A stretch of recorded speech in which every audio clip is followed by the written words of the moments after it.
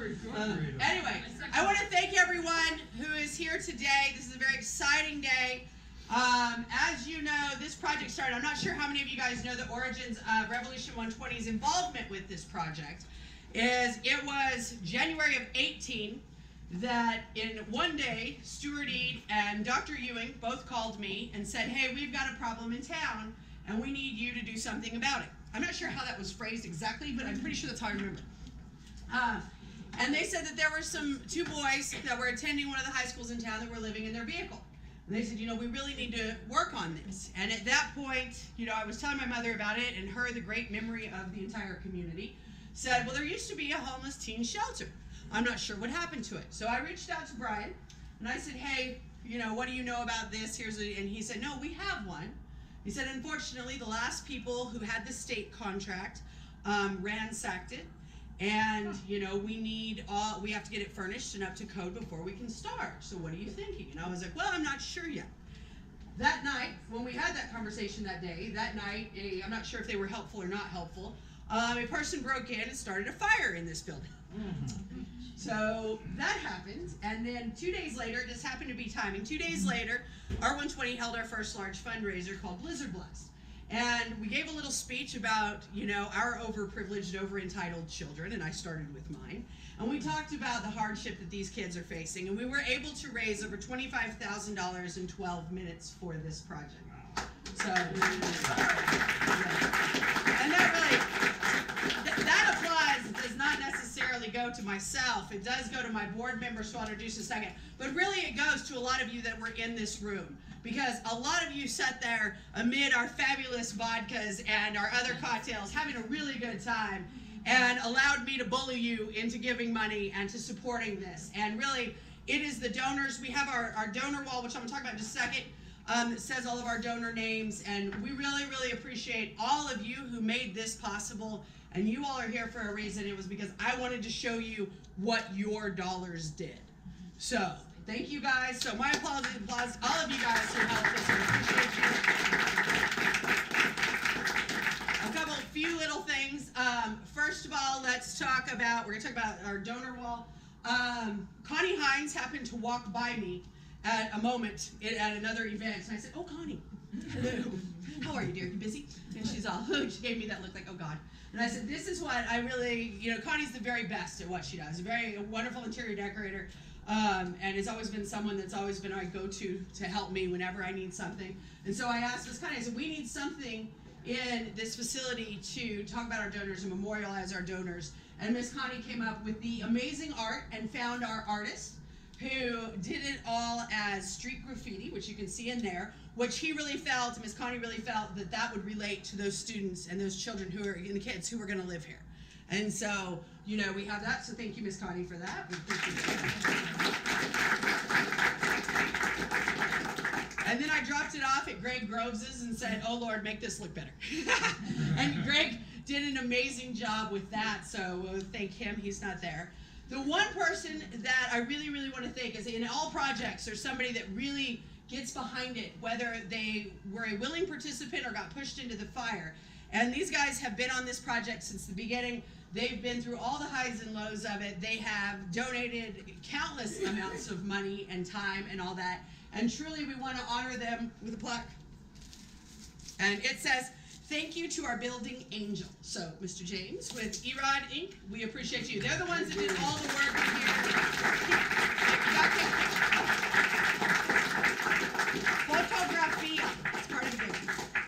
So we have this plaque that will go up alongside the donor wall because we thought you guys deserve much more recognition than just your name on a painting. So there you go. These guys have been here since before the fire, trying to get it done, and then after the fire and everything else, and have put up with insurance and all the other things that made this much harder. And still putting up with. So yeah, so thank you guys. We appreciate you. There you go.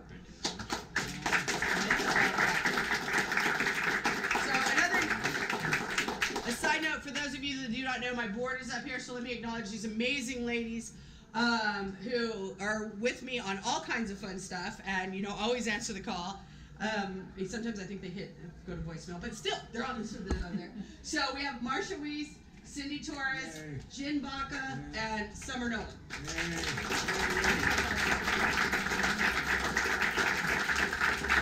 You know, and I want to give a thank you to Mayor Miyagishima, first of all, for a great State of the City address and not keeping all of my guests there. Thank you very much. But we appreciate your help and all the city has done really to help these guys. So thank you. We have 2 of our counselors here, so we appreciate you guys. You know, we certainly anticipate that when we come to you needing more money, that you will give generously. And maybe some capital outlay money for a bigger one, I'm just saying. But no, thank you everybody. And then, for those of you that don't know, Brian is the head of FYI, who's the agency that actually owns and controls this house. And after today, I am no longer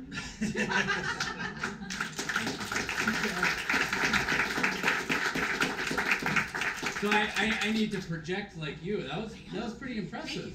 I like that. I like that. So welcome everybody. I'm so happy that everybody's here. Thank you for being here. Families and Youth Incorporated committed to this project approximately 1.5 years ago, and with that commitment, we knew a little bit of what was the road ahead. We ran into a lot of roadblocks and barriers and bumps, but everything that came in our way, we knocked it down and we kept on going. And a lot of that has to do with everybody in this room in one way or another. You're here to show your support, and during the process, you supported us then and you supported us now.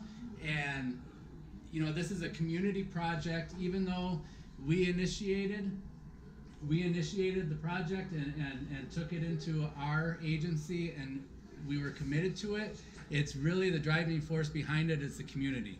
And so thank you, each and every one of you who are here, for all your support, your time, your money, your effort, everything that went into it. You know, this facility, to just kind of extend on that a little bit, this facility really is rooted, and off of the donor wall, I'm taking from that a little bit, rooted in the passion, love, and support of our community and our kids.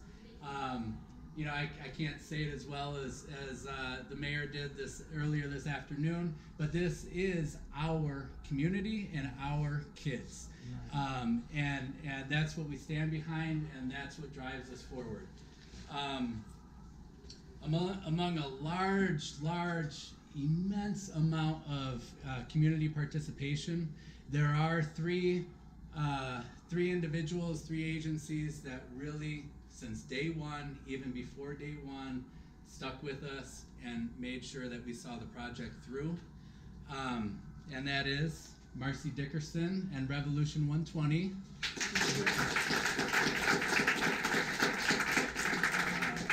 Wanda Bowman and Ashley Furniture.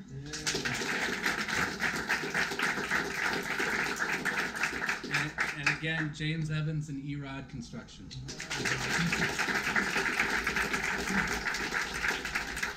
Now beyond how the facility looks from the outside, really what is most important to us is how it operates on the inside.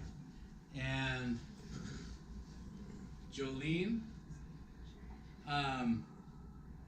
and the rest of the group, are they giving tours? Are they Veronica and Jenica and Lindsay?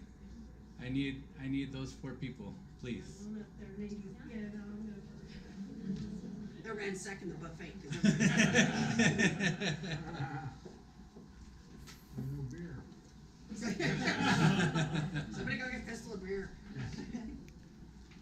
So like I said, regardless of how the facility looks on the outside and how nicely it's decorated, what it really comes down to is how the program is run, and the philosophy and the vision that we have, and how we're going to care for these kids in the facility, in this house, and led by Jolene Martinez, who's the clinical director at Families and Youth Incorporated, and then the team of shelter staff. And there's an extended team beyond this, but this is the core team that started from day one. Lindsay Davis, we got Jenica Bustamante and Veronica Doyle. And this is a team that made this vision become a reality. And please give them a round of applause.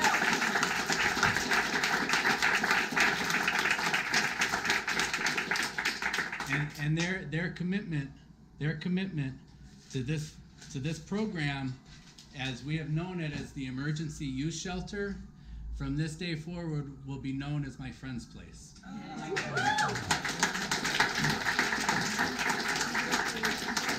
So they'll be available, continue to be available for questions on population that we're serving, the ages, what we're going to be doing here, all the intricate work that's going to go into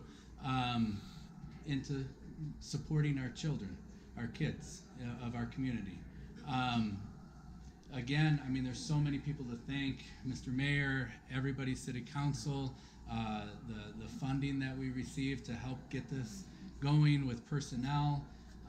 It's just been overwhelming. I cannot find the words to describe, to even come close to describing how wonderful this experience has been. And we're finally here. And then last but not least, I know some people are out of town, but we do have Karen Wooten, who is the president, chair